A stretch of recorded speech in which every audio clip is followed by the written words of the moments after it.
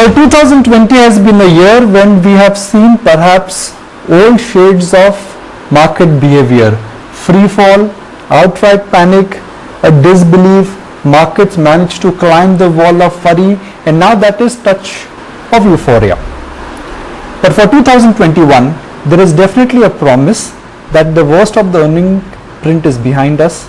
Economies globally and locally are likely to expand, and in this current environment, the interest rates are low, equities have a potential to give great returns. But apart from equities, what about gold, real estate, debt market, what we should expect from some of the other assets? To discuss all that and much more, I have with me the top management of Birla Sun Life AMC to discuss and talk about their annual outlook, which was just released earlier this week. It gives me great pleasure to bring on board A. Bala, Manish Dangi and Mahesh Patil to give perspective to our viewers on what is the way forward. Okay, Bala, I guess my introduction was the question in itself.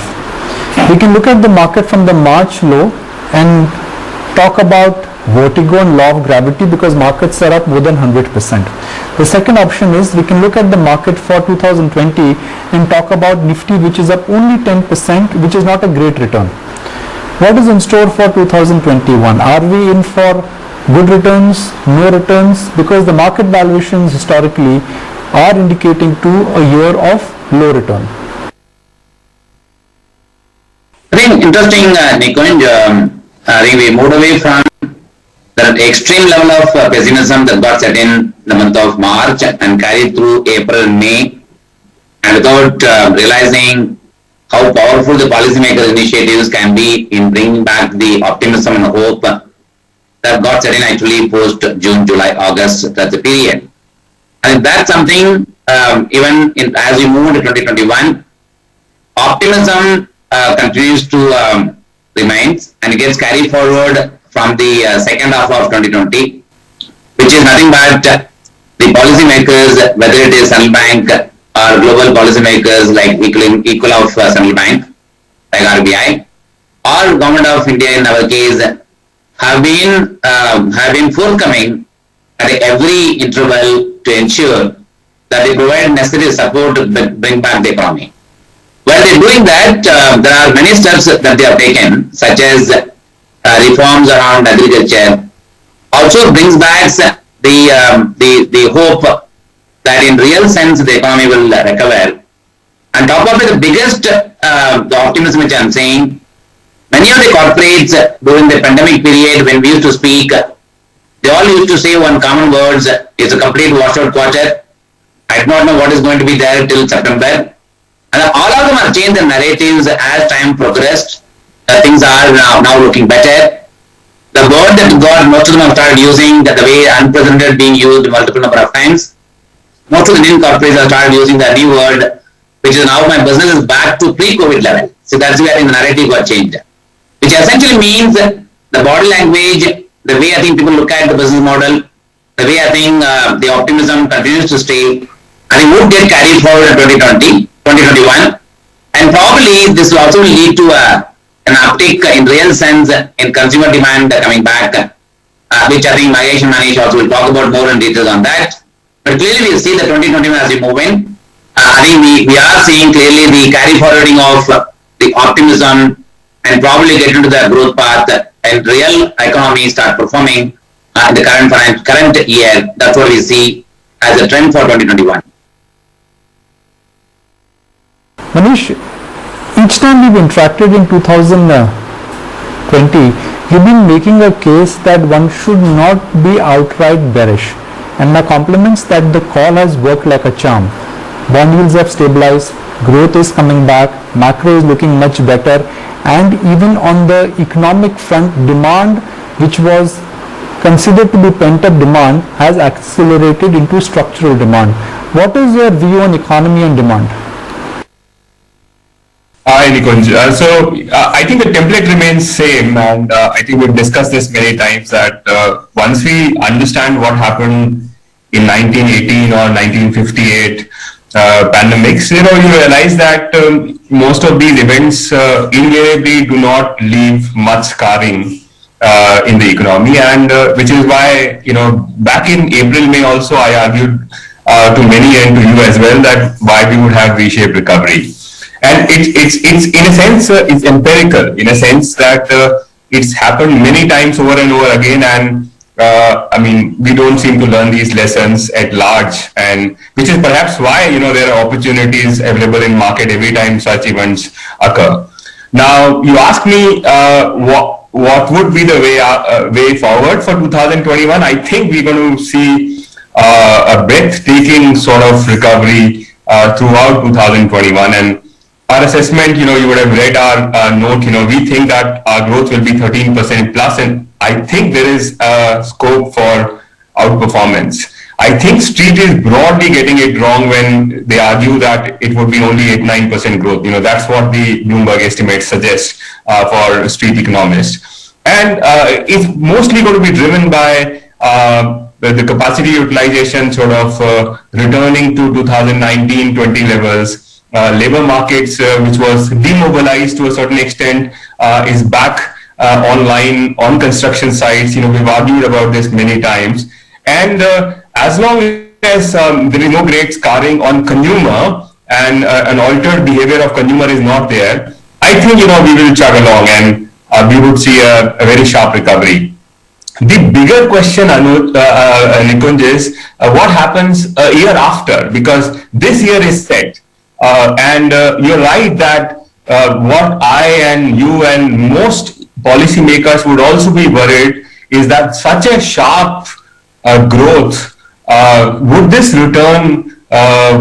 this mean some inflation returning to our economy or the world economy? Because don't forget the kind of fiscal and monetary stimulus that has yielded us this sharp reversal of pandemic times could also potentially means, aggregate demand can turn red hot and would return in terms of inflation.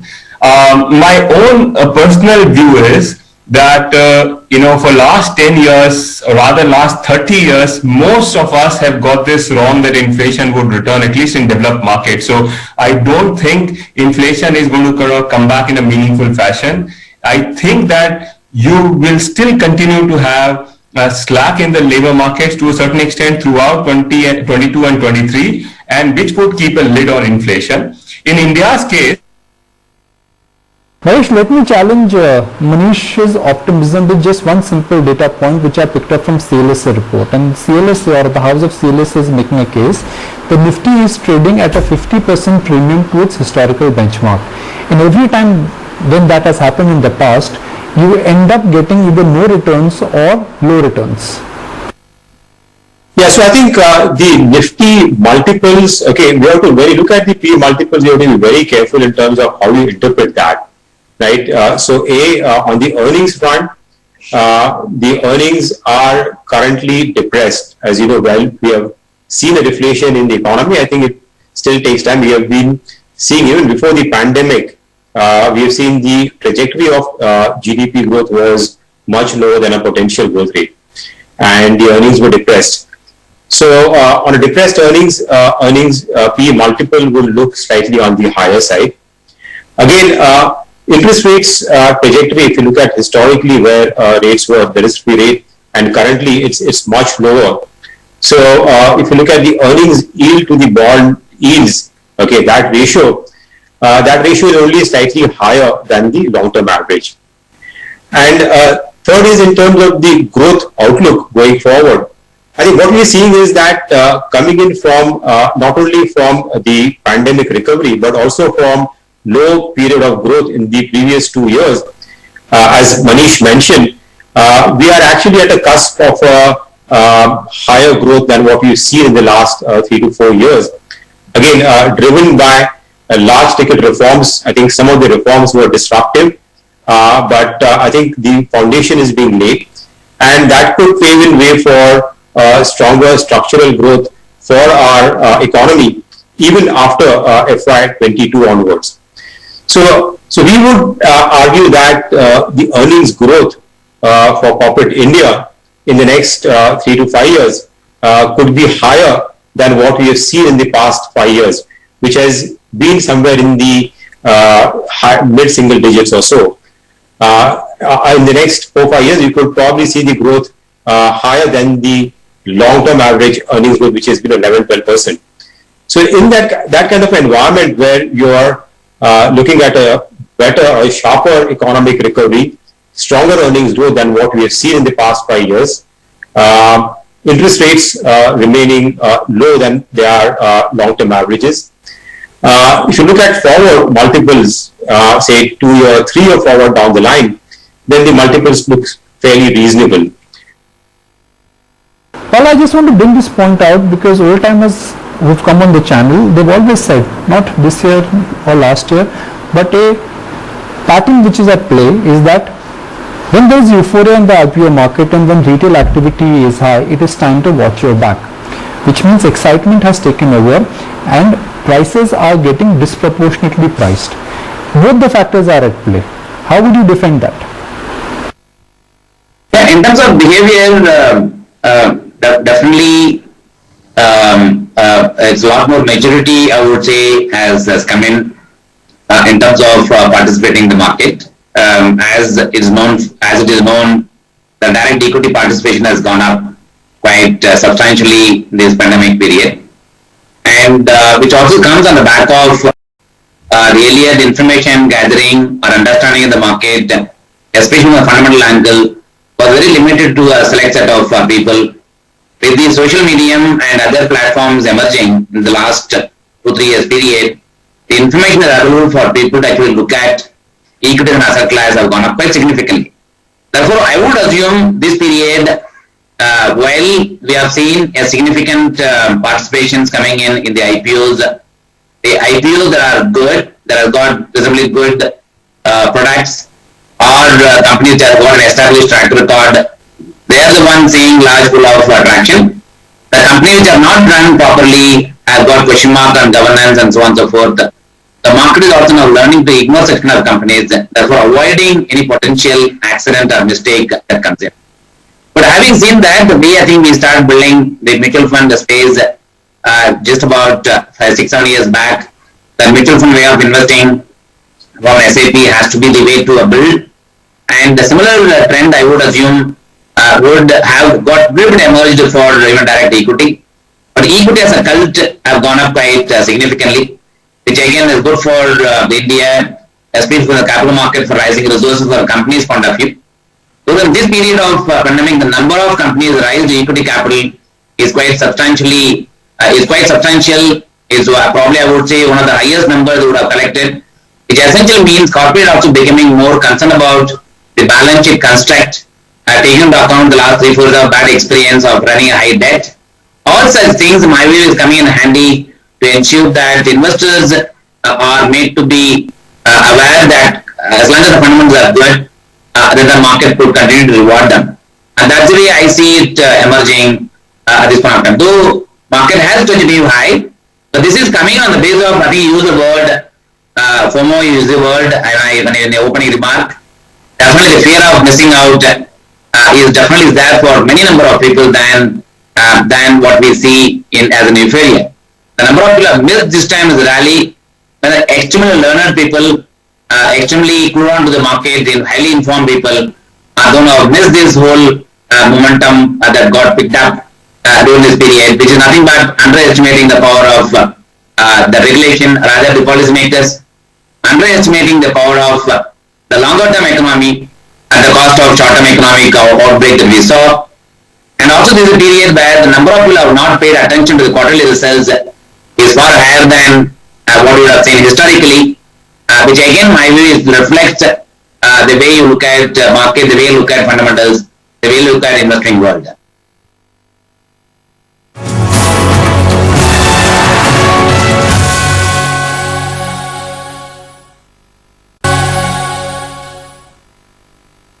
Manish, US bond yields are up 20 bips in last 10 days. Inflation has made a comeback. Food inflation, we can argue about seasonality, but is way above RBI comfort zone. Isn't that the single biggest risk? RBI for the moment is not worried about inflation, but that does not mean they will never be worried about inflation. the space for capital gain is pretty much over.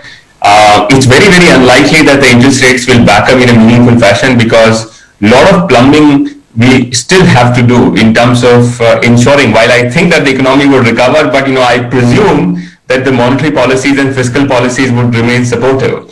And for that, this financial repression would perhaps continue.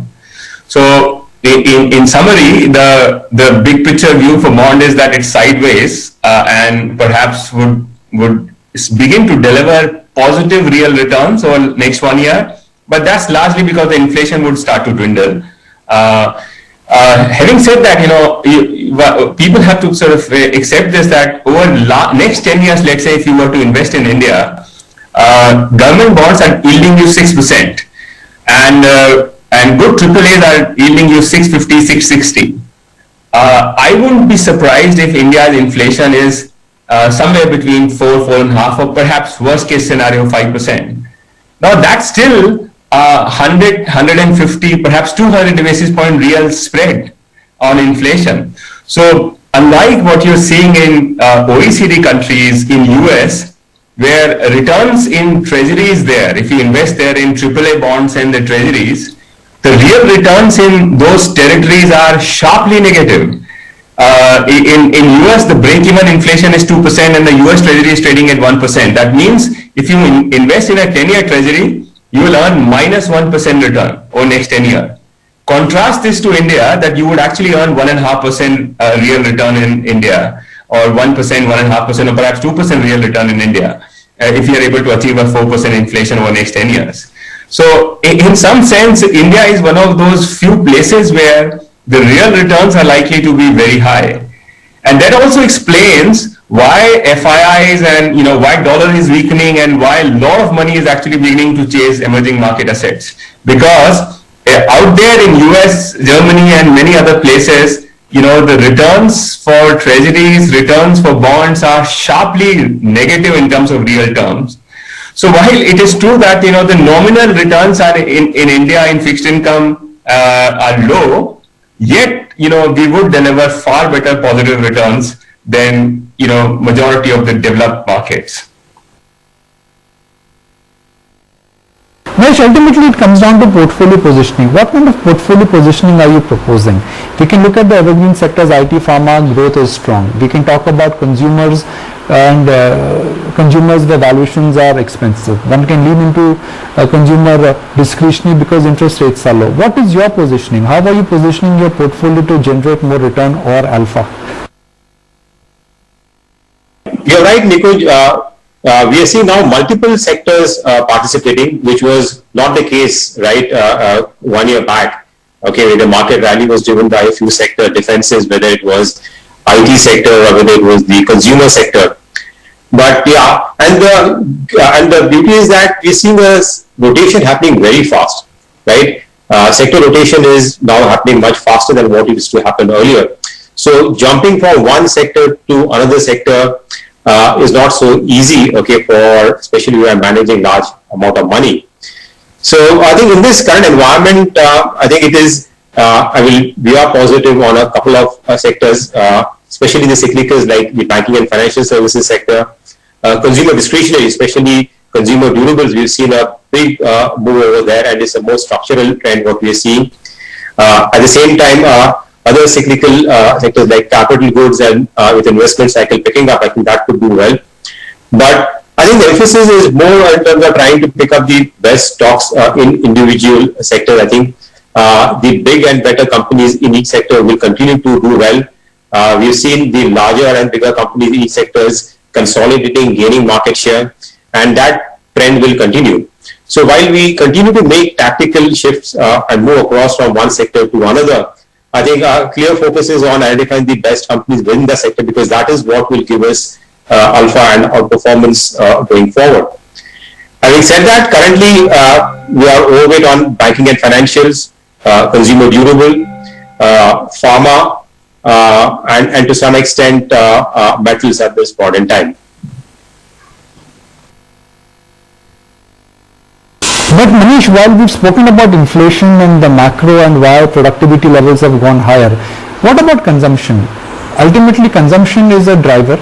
India is not China. It is still a consumption-dominated economy. I know you'll disagree with me, but that's what recent data has said. The consumer, in a sense, has been bitten by the COVID crisis, directly or indirectly. How do you see that changing? So, Nikunj, I am not a big fan of these aggregate demand theorists. India's per capita is so low. In everything that you look at, from ACs to housing to clothes to footwear, our consumption is far, far lesser than even sort of emerging markets that we like to compare ourselves with. So in a sense, I'm not far too worried of demand's return. India's Achilles heel has always been its supply side. And the good news, of course, right now is that government's design thinking today, and I think at least in the last 25 years I've been tracking government, is remarkably different than I've ever seen. And that design thinking is the supply side thinking, that let's build in India. Okay, because to get people consume is far easy in India, but to build a supply chain in India is very difficult. So can I build my ACs and TVs and mobile phones and everything that I consume exactly the way I built my auto, cement and steel? And so that's the big problem to crack in India, not the demand side. But because you asked me on the demand side, I think that 2021, first of all, you heard many economists arguing that this is a pent-up demand and it would wither.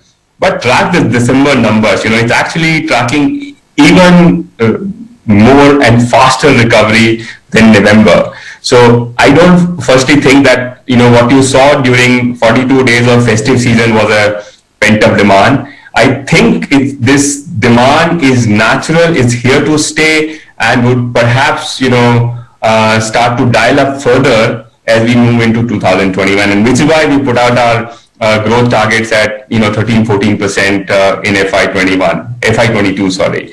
I think the chief anchor of demand in India, incrementally, if government gets this right, is going to be housing, because if housing, given the higher level of affordability, very low levels of real interest rates, and today, mind you that today the mortgage availability is pervasive. Anyone and everyone can have an access to mortgage loan, and especially what the PM Awas Yojana has done in terms of subsidizing loans. I think it is very, very attractive today for people to sort of go and buy houses. And remember, every time you buy a house, there are a million things you do. You buy your curtains and buy furniture and 20 other things that you buy. So I think the chief anchor of India's demand recovery, not just in 2021, but throughout next many, many years, is going to be housing.